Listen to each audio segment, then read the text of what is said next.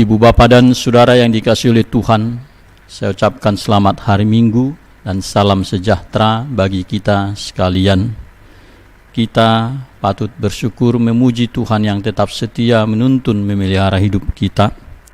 Walaupun kita masih berada dalam situasi lockdown dalam minggu ini, dan secara khusus juga pemerintah New South Wales memperpanjang masa lockdown ini oleh karena masih meningkatnya kasus baru yang terinfeksi COVID-19.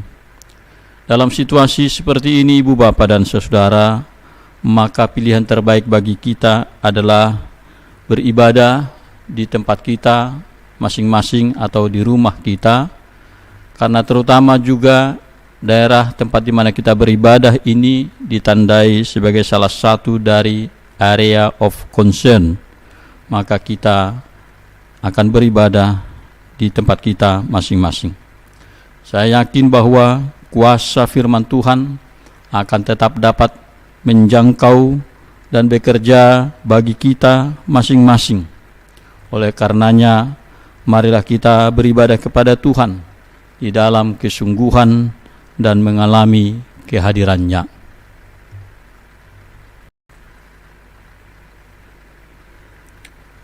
Ibu Bapa dan Saudara yang dikasihi Tuhan, marilah kita memasuki ibadah ini dengan memuji Tuhan dari nyanyian Nyanyikanlah Kidung Baru nomor 1, bait pertama, kedua, dan ketiga.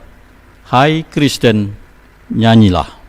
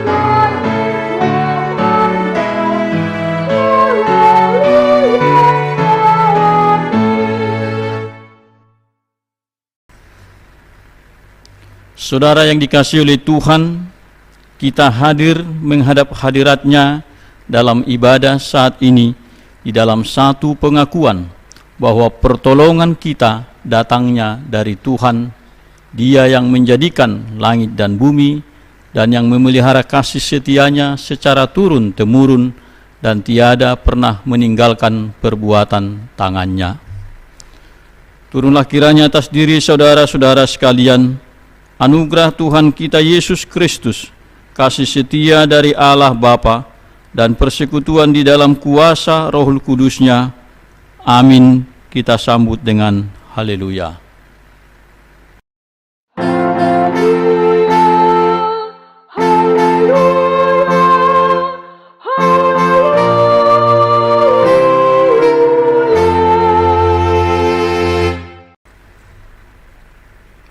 Marilah kita berdoa. Allah Bapa kami yang di surga, kami bersyukur kepadamu atas kasih karunia-Mu, kesetiaan dan tuntunan-Mu yang tetap Engkau nyatakan bagi kami.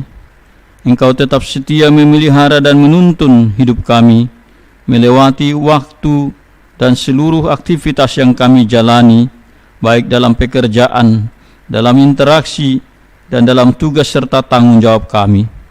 Kami tetap bersyukur juga, sekalipun mungkin ada di antara kami maupun keluarga kami yang mengalami pergumulan, namun kami tahu bahwa Tuhan tetap menopang kami dan tidak pernah meninggalkan kami. Kami juga memohon ya Tuhan, agar firman-Mu tetap meneguhkan kami dalam iman percaya kepadamu dan meyakini kuasa-Mu yang memulihkan hidup kami. Ya Tuhan, sungguh dalam keterbatasan kami mengungkapkan rasa syukur kami atas kasih-Mu yang tiada terbatas.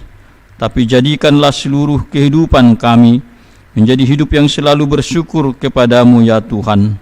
Dalam nama Tuhan Yesus kami berdoa dan bersyukur kepadamu. Amin. Saudara yang dikasihi oleh Tuhan, sejenak kita akan membaca firman Tuhan dalam pembacaan Alkitab minggu ini yang tertulis dalam pembacaan pertama dari 2 Samuel pasal 6 ayat 1 sampai 5, dilanjutkan dengan ayat 12b hingga ayat ke-19. Dan pembacaan kedua diambil dari Efesus pasal 1 ayat 3 sampai ayat 14.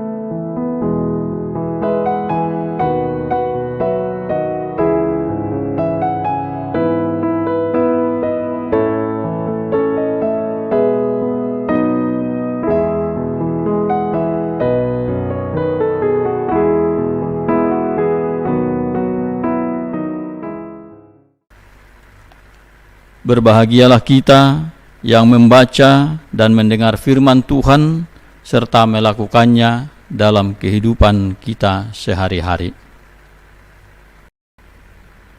Saudara yang dikasihi oleh Tuhan, berikut ini kita akan mendengarkan sebuah persembahan lagu, Ujilah Aku Tuhan. Kiranya semakin meneguhkan kita untuk semakin dekat kepada Tuhan dan mengalami kehadirannya dalam hidup kita sepanjang hari.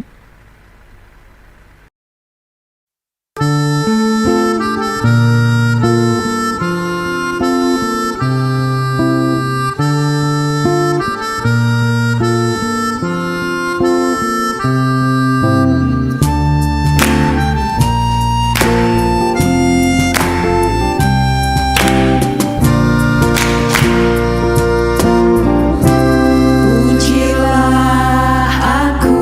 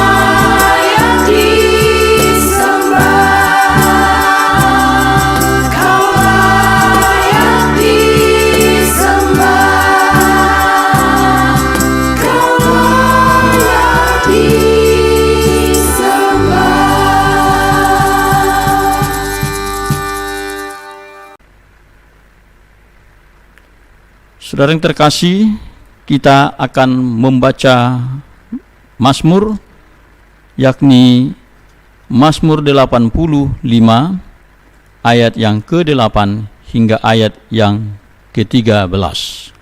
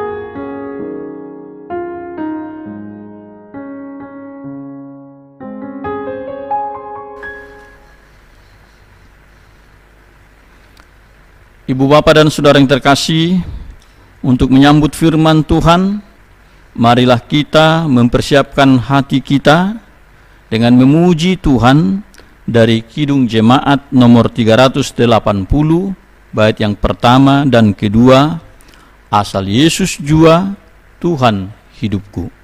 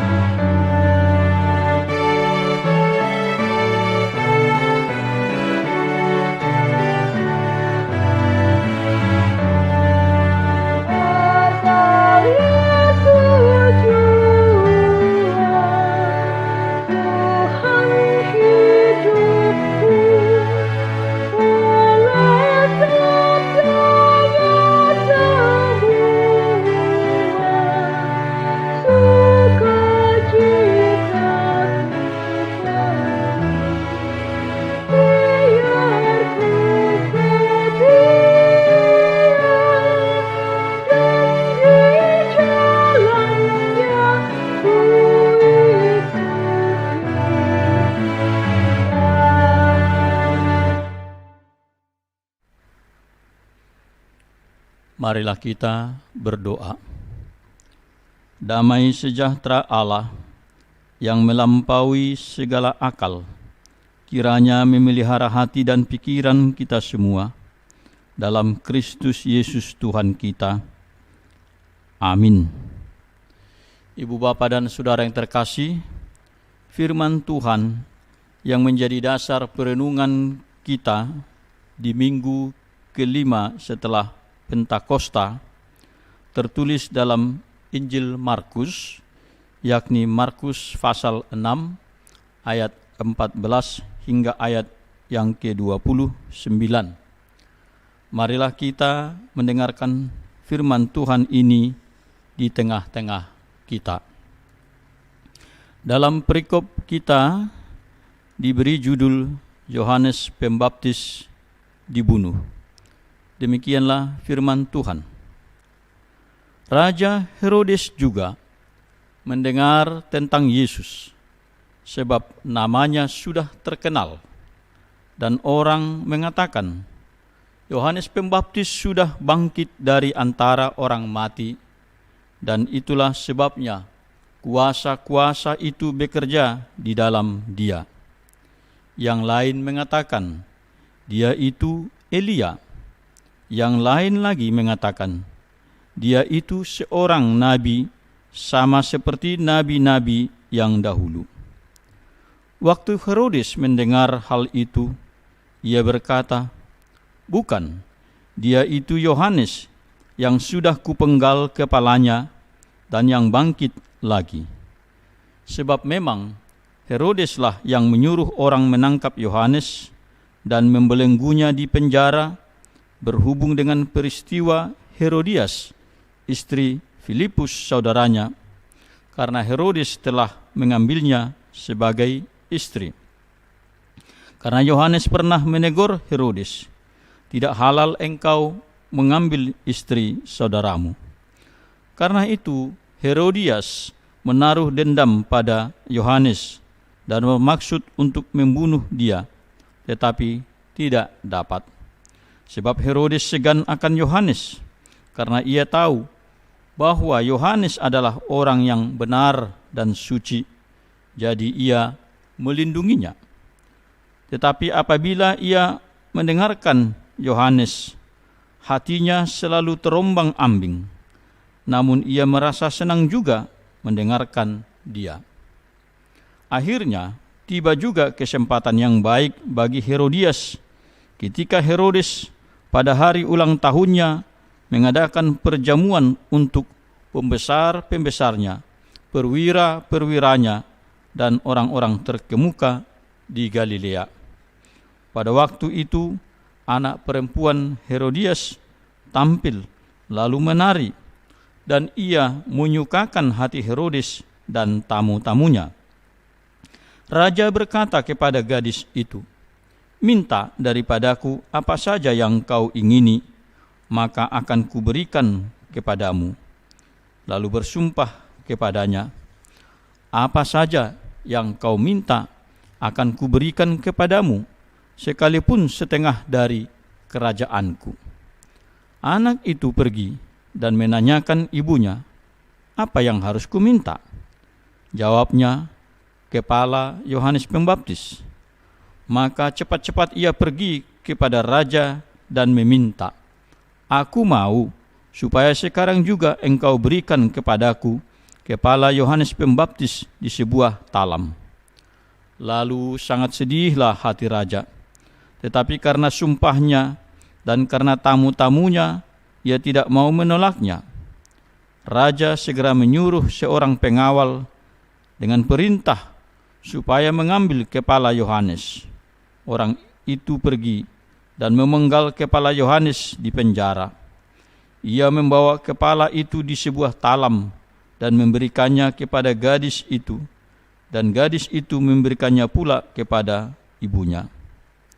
Ketika murid-murid Yohanes mendengar hal itu, mereka datang dan mengambil mayatnya, lalu membaringkannya dalam kuburan.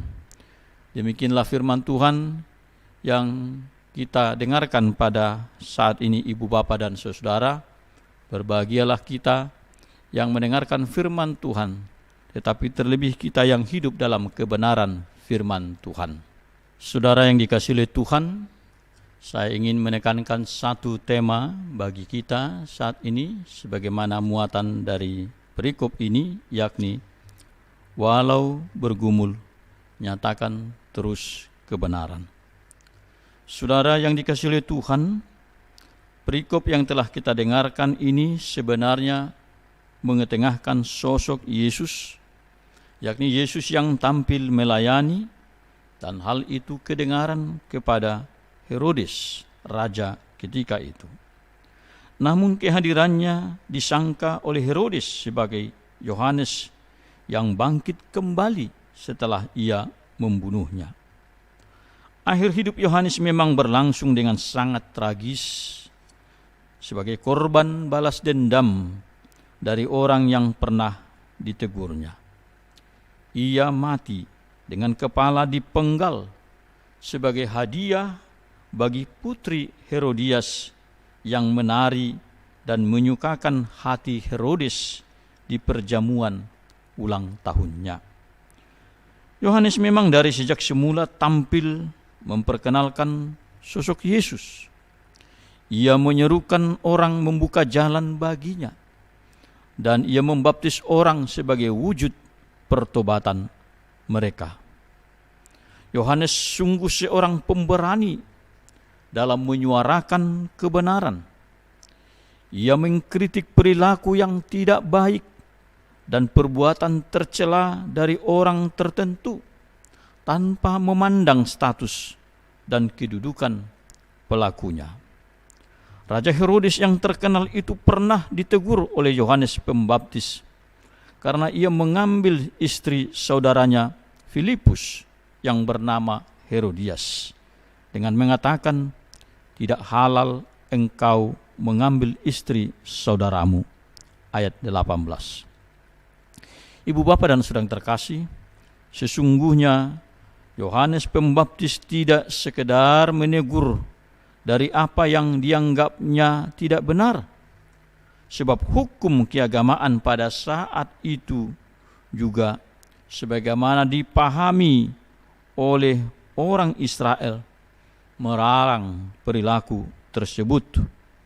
Kalau kita baca misalnya dalam kitab Imamat, dikatakan di sana, bila seorang laki-laki mengambil istri saudaranya, itu suatu kecemaran, karena ia melanggar hak saudaranya laki-laki, dan mereka tidak akan beranak.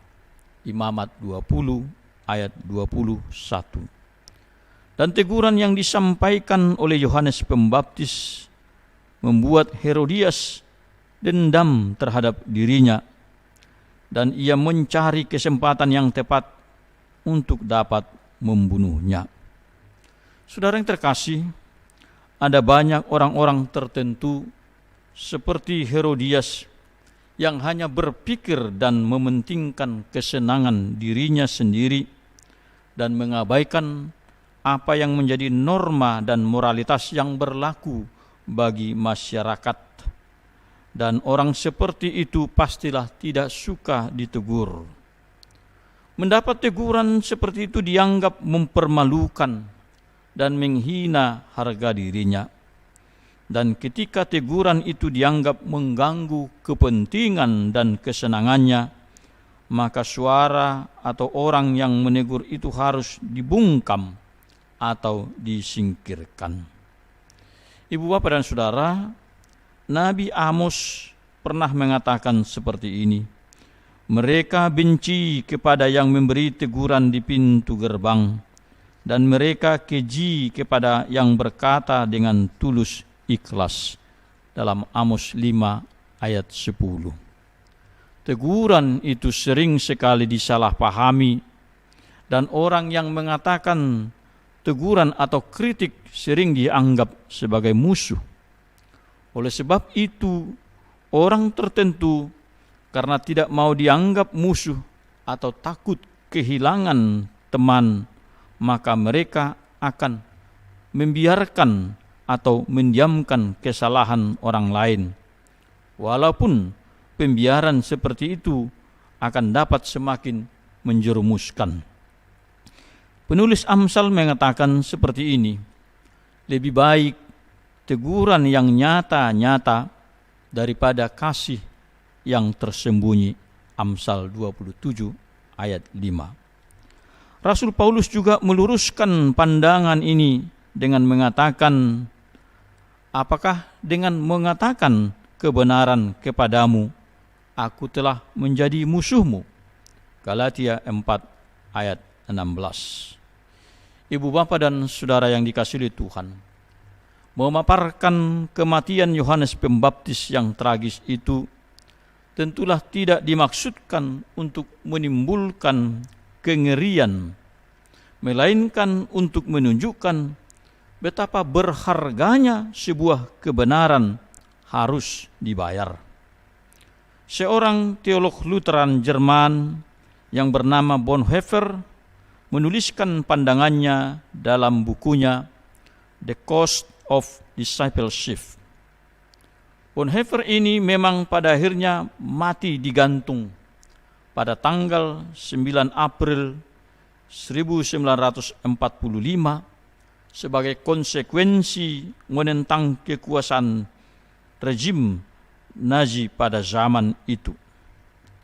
Konsekuensi hidup dalam kebenaran sering tidak mudah, ibu bapa dan saudara, terutama bila itu diperhadapkan dengan iman kepada Yesus atau iman mengikut Tuhan. Itu sebabnya Yesus meneguhkan orang-orang yang mengalami konsekuensi kebenaran itu dengan berkata, "Berbahagialah orang yang dianiaya oleh sebab kebenaran, karena merekalah yang empunya kerajaan surga." Matius 5 ayat 10. Penganiayaan bagi orang yang teguh beriman tentulah juga tidak sebatas soal fisik, tetapi juga bisa dalam bentuk psikis atau bahkan terkait dengan kedudukan, terkait dengan karir, terkait dengan mata pencaharian. Mungkin ibu bapa dan saudara masih segar dalam ingatan kita bagaimana seorang atlet rugby bernama Israel Folau yang harus kehilangan penghasilan dengan kontrak sebesar 4 miliar dolar Australia karena ia mempertahankan apa yang diyakininya benar sesuai dengan pandangan Alkitab. Folau mungkin hanya segelintir orang yang berani menanggung konsekuensi atas pilihan keyakinannya. Tetapi ada banyak orang lain dalam kondisi yang lain juga mengalami hal-hal yang sama. Dan Yohanes Pembaptis mengalami konsekuensi itu dengan taruhan nyawanya. Perkataan Yesus tersebut juga ditekankan kembali oleh Rasul Petrus dengan berkata, "Tetapi sekalipun kamu harus menderita juga karena kebenaran, kamu akan berbahagia. Sebab itu janganlah kamu takuti apa yang mereka takuti dan janganlah gentar." Dalam 1 Petrus 3 ayat 14. Lalu bagaimana dengan Herodes sendiri, ibu bapa dan saudara? Ia memang tidak menghendaki kematian Yohanes Pembaptis. Sebab walaupun ia pernah ditegur oleh Yohanes, ia mengatakan Herodes segan akan Yohanes karena ia tahu bahwa Yohanes adalah orang yang benar dan suci. Jadi ia melindunginya. Ayat 20.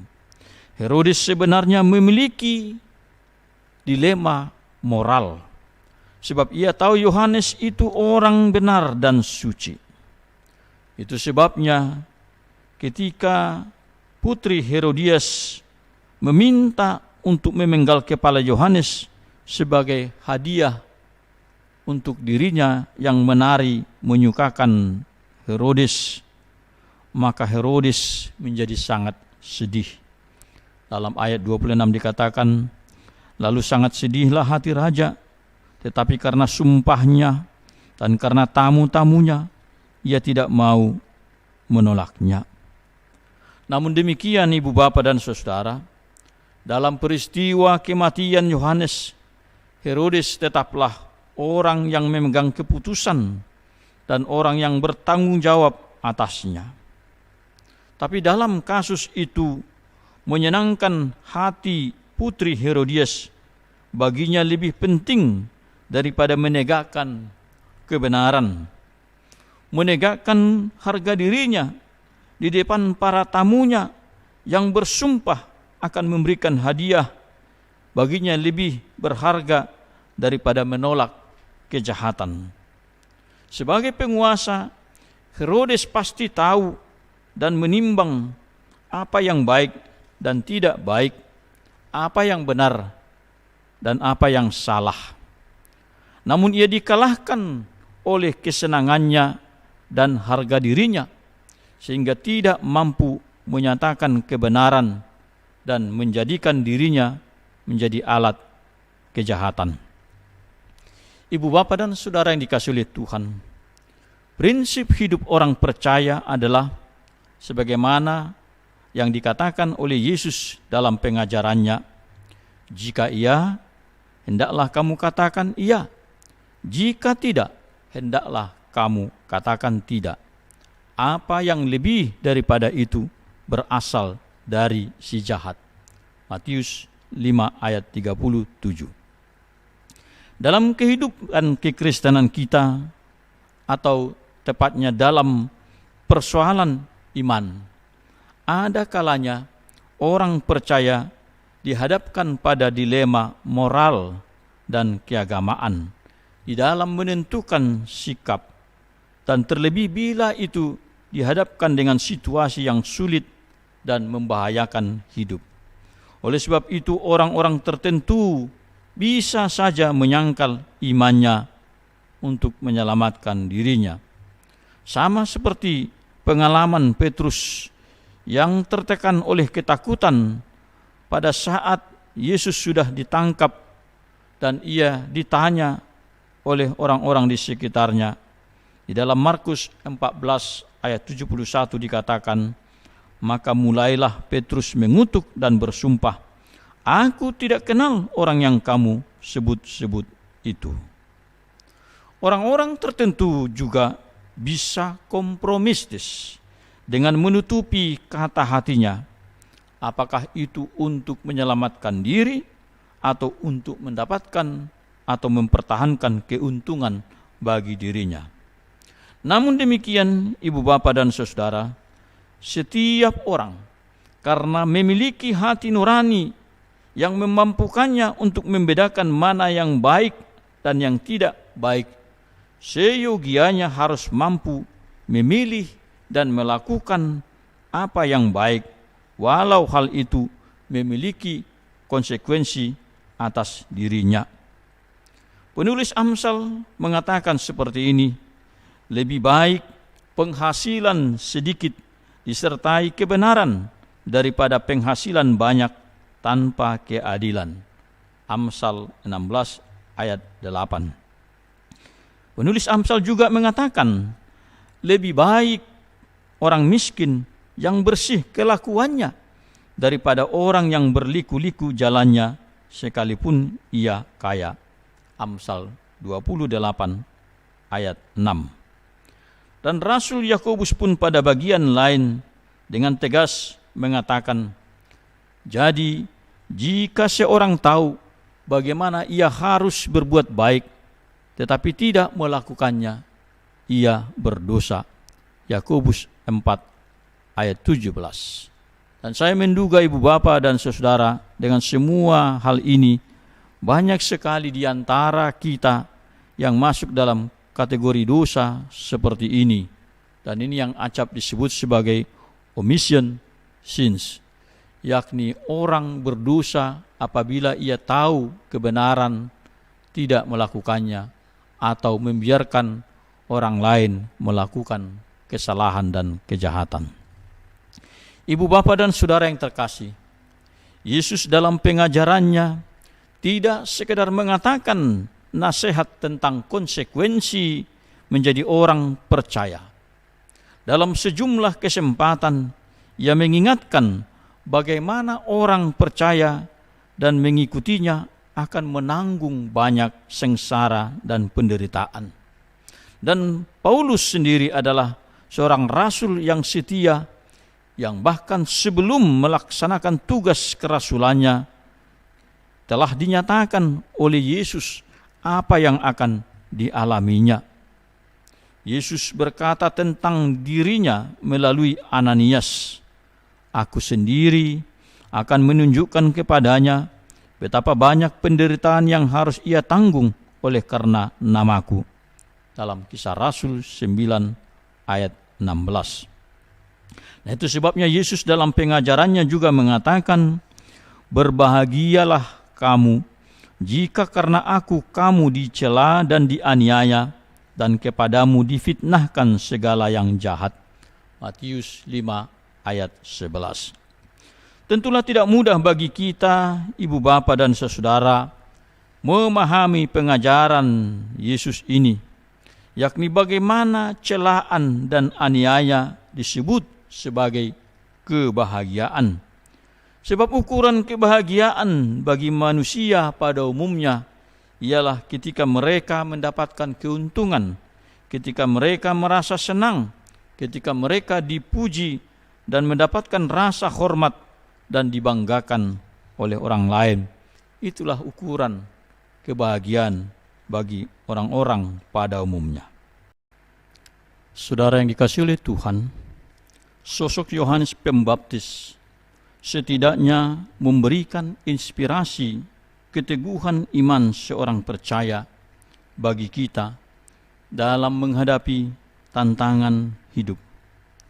Kita tahu bahwa pergumulan dan penderitaan dalam zaman ini semakin sulit, terlebih ketika dunia kita secara global sedang sakit parah oleh pandemi COVID-19. Kalau kita membaca, mendengarkan berita-berita di Indonesia, ada lebih 30.000 kasus yang terinfeksi COVID-19 sekarang ini. Dan saya secara khusus terkesima membaca, mendengar apa yang disampaikan oleh seorang rekan pendeta di Tangerang, bahwa ada sekitar 100 lebih orang warga jemaatnya yang terpapar COVID-19. Dan yang menyedihkannya, ada di antaranya yang masih muda meninggal di rumah dalam isolasi mandiri. Dan itu suatu indikasi bahwa rumah sakit saat ini penuh sesak dan banyak orang yang tidak dapat ditampung. Sementara itu banyak juga warga yang kesulitan secara ekonomi. Dan kegawatan ini menurutnya sebuah lonceng mara bahaya saat ini. Ibu bapak dan saudara yang terkasih, sinyalemen dan informasi rekan tersebut setidaknya juga menjadi alarm bagi kita untuk memikirkan apa yang harus kita lakukan berhadapan dengan kondisi yang sulit saat ini. Dalam konteks lokal yang kita hadapi, bagaimanakah kita sebagai orang percaya tetap dapat menunjukkan kesaksian iman kita berhadapan dengan kesulitan dan pergumulan yang kita alami. Kita memang menghadapi berbagai keadaan sulit dan bergumul, tetapi pada saat yang sama kita dibutuhkan juga untuk menopang saudara-saudara kita yang lain yang mengalami pergumulan, yang mengalami kesusahan, yang kehilangan, dan mereka yang juga banyak kini mengalami apatisme dalam hidup mereka. Kita bantulah mereka semampu yang dapat kita lakukan. Sebab dengan membagi pergumulan, maka beban itu akan semakin ringan. Dan dengan membagi sukacita, maka sukacita akan semakin bertambah. Firman Tuhan juga meneguhkan kita dan mengingatkan kita dengan perkataan ini. Karena itu, saudara-saudaraku yang terkasih, berdirilah teguh, jangan goyah, dan giatlah selalu dalam pekerjaan Tuhan. Sebab kamu tahu bahwa dalam persekutuan dengan Tuhan, jerih payahmu tidak sia-sia. 1 Korintus 15 ayat 58. Dan sambil terus berpegang kepada kebenaran Tuhan, walaupun di tengah pergumulan hidup yang kita hadapi, kita akan tetap bersandar padanya, kita akan tetap mengandalkan Tuhan, dan kita akan tetap menyuarakan kebenaran. Amin. Kita berdoa.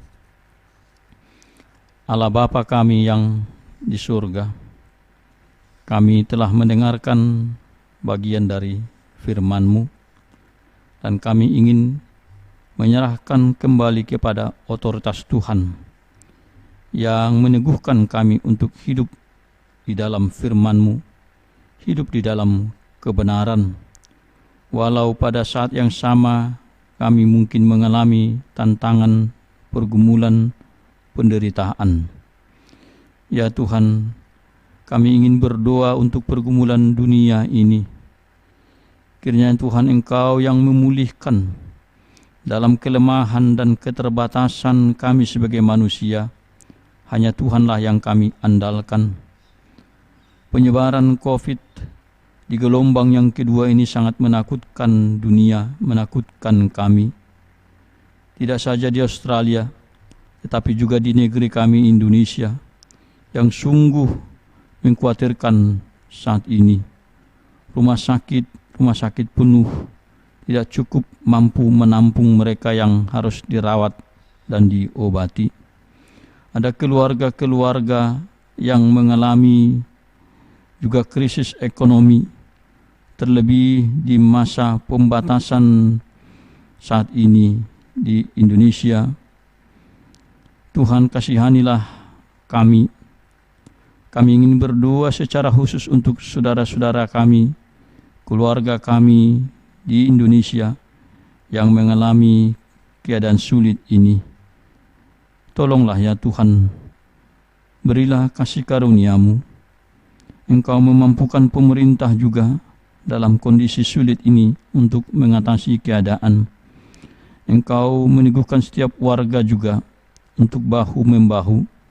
Mereka Engkau beri kesadaran menopang program pemerintah mengendalikan penyebaran virus COVID-19 ini. Kami juga ingin berdoa untuk negeri di mana kami berada di Australia ini, untuk setiap keluarga, untuk setiap pribadi, untuk setiap keterbatasan yang kami alami saat ini dalam ruang gerak, dalam pekerjaan. Kiranya Tuhanlah yang memberikan kami kekuatan. Engkau juga kiranya memberkati program vaksinasi yang terus berjalan saat ini, agar setiap orang mendapatkannya dan juga mengalami sukacita, semangat hidup walau di tengah-tengah pergumulan. Engkau berkati juga anak-anak kami ya Tuhan, dari bayi yang bertumbuh. Engkau berkati para pemuda, orang tua yang membesarkan mengasuh anak-anak. Engkau berkati dan lindungi juga para elderly, orang-orang yang lanjut usia, dalam situasi yang rentan. Berikan tetap kesehatan, semangat, dan sukacita. Kami berdoa untuk seluruh kegiatan yang akan kami lakukan dalam persekutuan di tengah-tengah gereja-Mu GKIA.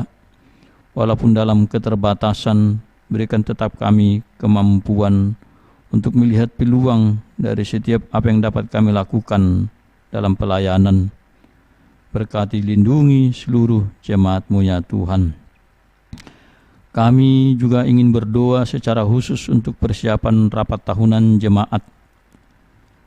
Engkaulah ya Tuhan yang memberikan hikmat bagi kami, bagaimana kami dapat menata, mengorganisir ini dengan baik dalam kondisi yang sangat terbatas saat ini. Terima kasih ya Tuhan, ada banyak hal yang ingin kami mohon, doakan kepada-Mu, tetapi kami sepenuhnya menyerahkan pada otoritas Tuhan, agar kehendak-Mu lah yang jadi. Dengarkanlah doa kami ini ya Tuhan, yang kami panjatkan di dalam nama Tuhan Yesus Kristus. Dan dengarkanlah juga kami pada saat kami masih berdoa memohon kepada-Mu di dalam doa sebagaimana yang Engkau ajarkan kepada murid-murid-Mu.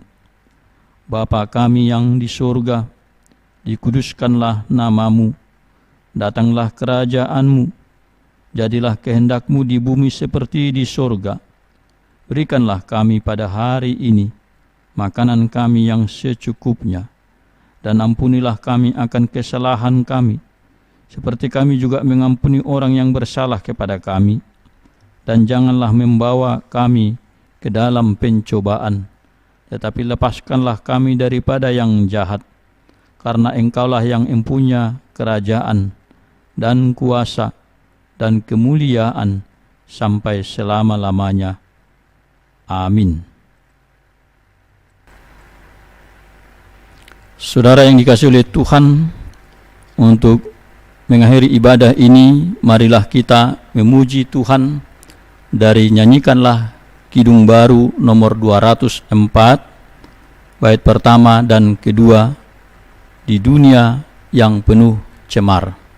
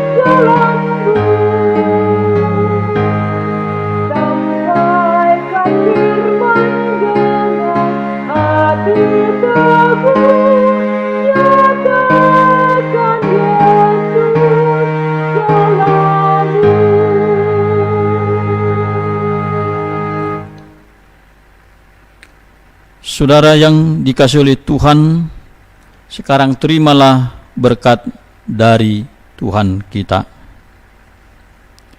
Tuhan memberkati dan melindungi engkau. Tuhan menyinarkan wajah-Nya kepadamu dan memberikan engkau kasih karunia. Tuhan menghadapkan wajah-Nya kepadamu dan memberi engkau damai sejahtera. Amin.